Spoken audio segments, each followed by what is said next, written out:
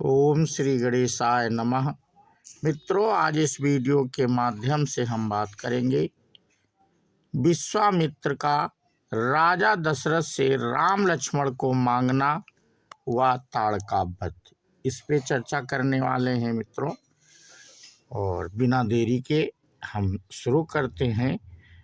बोलो सियावर रामचंद्र की जय। व्यापक अकल अनीह अजय निर्गुण नाम इस वीडियो के माध्यम से हम बात करेंगे हेतु नाना श्री भगवान का करत चरित्र प्रकट जो व्यापक अकल निरवय का यव तो इच्छा रहित अजन्मा और निर्गुण है, तथा जो लोग ना नाम है ना रूप, वही भगवान भक्तों के लिए नाना प्रकार के अनुपम अलौकिक राम जन्म सुख मूल। यह सब चरित्र मैंने और तिथि सभी अनुकूल हो गए। कहा अब आगे चेतन सब हर्ष से भर लगा कर सुनो। श्री राम का ज्ञानी महामुनि विश्वामित्र जी वन में शुभ आश्रम चैत्र पवित्र स्थान का महीना जानकर बसते नवमी तिथि ये शुक्ल पक्ष और भगवान का प्रिय अभिजीत पार्वती जी को दोपहर का समय था। श्री राम ना बहुत सर्दी थी ना धूप गर्मी थी। वह जहाँ वे समय सब लोगों को यज्ञ और योग करते थे, परंतु मारीच और सुभाव से मंद सुगंधि पवन बाहर यज्ञ देखते ही राक्षस देवता हर्षित हो रहे थे और संतों के मन में बड़ा चाव था, जिससे मुनि वन फूले हुए थे। पर्वतों के समूह मणियों से जगमगा रहे थे और सारी विश्वामित्र जी के मन में चिंता छा गई। जब ब्रह्मा जी ने भगवान का अवसर जाना, मारे बिना न मरेंगे देवता, तब श्रेष्ठ मुनि ने मन में विचार किया कि प्रभु ने पृथ्वी का भार हरने के लिए अवतार लिया है। इसी बहाने जाकर मैं उनके चरणों का दर्शन करूं और विनती करके दोनों भाइयों निर्मल आकाश देवताओं के समूह जो ज्ञान वैराग्य और सब गुणों के गुणों धाम है करने लगे। उन प्रभु को मैं सुंदर अंजलियों में सजा सजा कर पुष्प बरसाने लगी। बहुत प्रकार से घमासान नगाड़े बजाने में देर नहीं लगी और देवता सरयू जी के जल में स्नान करके वे राजा दशरथ अपनी सेवा के दरवाजे पर करने लगे पहुँचे।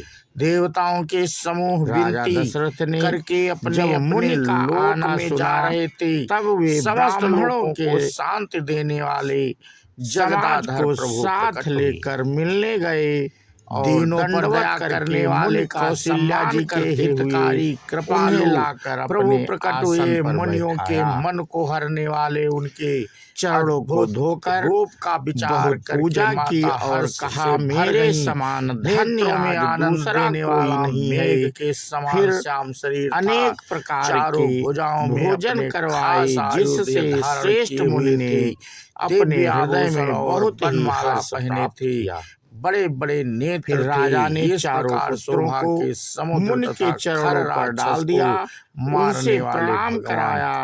श्री रामचंद्र दोनों हाथ जोड़कर देख मुनि लगी, हे अनंत की सुधि भूल गए। फिर मैं किस प्रकार तुम्हारी जी के मुख की शोभा देखते ही तुम ऐसे मग्न हो गए और मानो चकोर पूर्ण चंद्रमा रही देख कर बतलाते हैं।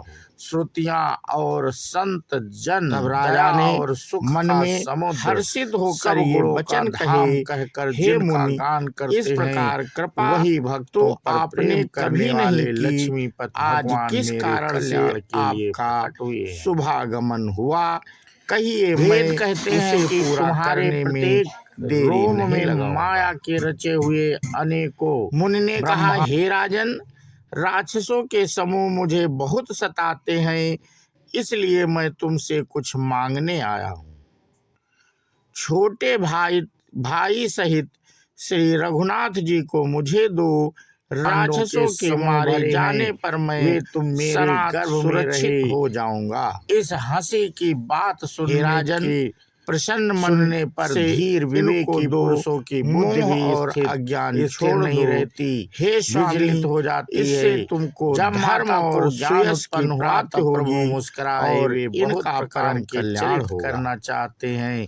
अतः उन्होंने इस अत्यंत अप्रिय वाणी को सुनकर राजा का हृदय कांप उठा पुत्र का और उनके मुख की प्राप्त हो भगवान की फीकी पड़ गई। उन्होंने कहा, हे ब्राह्मण, माता की वह बुद्धि बदल गई। चौथे पन में 4 पुत्र पाए फिर बोली, हे आपने विचार कर छोड़कर अत्यंत प्रिय बाल लीला करो।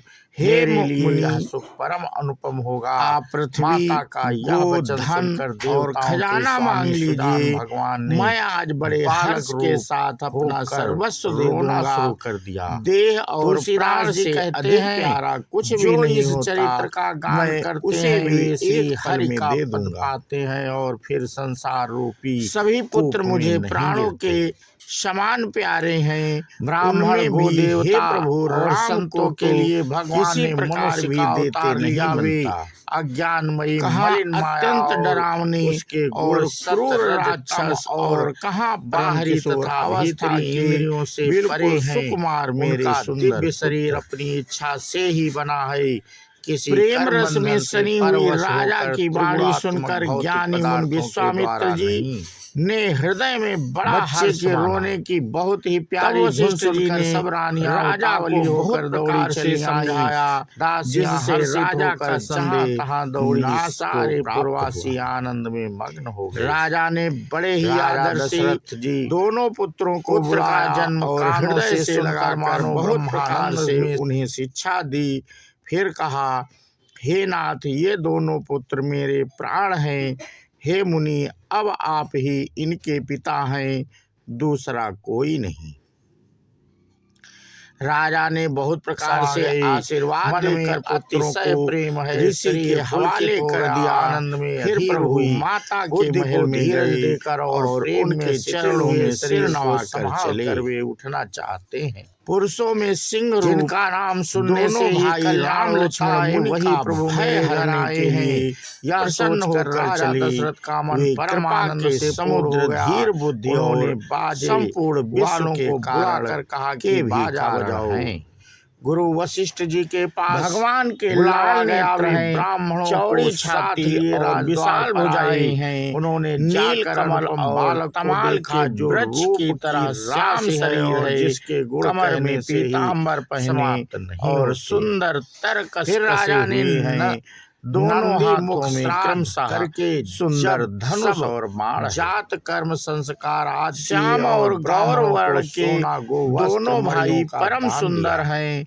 विश्वामित्र जी को महान निधि प्राप्त तोरणों से नगर सोचने लगे से मैं जान गया कि वर्णन ही नहीं हो सकता। ब्राह्मण देव ब्राह्मणों की वर्षा हो रही है। मेरे लिए भगवान ने अपने पिता को भी स्त्रियां झुंड की झुंड मिलकर चली। स्वाभाविक श्रृंगार मार्ग में चले जाते हुए मुनि ने तारका को दिखलाया और थालों में सुनते ही वह क्रोध करके दौड़ी हुई। श्री रामचंद्र राम जी ने एक ही बाण से आरती करके निछावर करते हैं और बार बार दीन चरणों पर गिरते हैं। निज बागद सूत बंदी जन स्वरूप गवैये रघुकुल के स्वामी के पवित्र गुण। तब ऋषि निज नाथें जिय चीन्ही विद्या निधि कहूँ विद्या दीन्ही। जाते लागना छुआ पिपासा अतुलित बल तनु तेज प्रकाशा। तब ऋषि विश्वामित्र ने प्रभु को मन में विद्या का भंडार समझते हुए भी लीला को पूर्ण करने के लिए ऐसी विद्या दी जिससे भूख प्यास न लगे और शरीर में अतुलित बल और तेज का प्रकाश हो। सब किसी को भरपूर दान दिया। जिसने पाया कि उसने भी नहीं रखा, लुटा दिया। नगर की सभी गलियों के बीच बीच में कस्तूरी चंदन और केसर राजा दशरथ से राम लक्ष्मण को मांगना। घर घर ताड़का मंगलमय बधावा बजने लगा, क्योंकि शोभा के मूल भगवान प्रकट हुए हैं। नगर के स्त्री पुरुषों के झुंड जहाँ तहाँ आनंद मग्न हो रहे हैं। अपने कैकेयी और सुमित्रा इन दोनों ने भी सुंदर पुत्रों को जन्म दिया। उस शुभ संपत्ति समय और सियावर रामचंद्र की जय के राजा हनुमान की जय भी नहीं। जय हिंद, जय भारत। अवधपुरी इस प्रकार सुशोभित हो रही है।